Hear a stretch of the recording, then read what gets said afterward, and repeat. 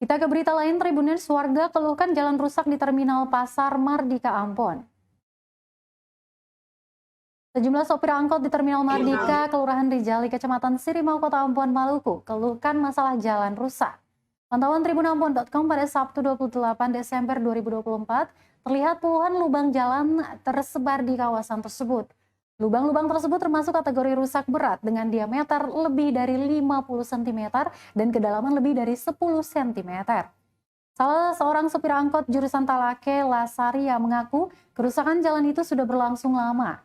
Menurut dia, selain penertiban para pedagang yang gencar dilakukan, pemerintah juga harus memastikan kerusakan jalan di Pasar Mardika, Kota Ambon segera diperbaiki.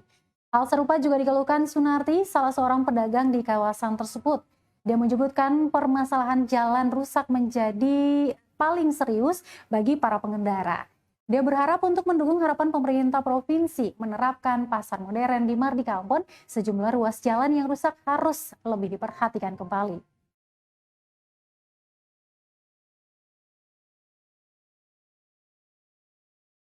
Download Tribun X sekarang, menghadirkan lokal menjadi Indonesia.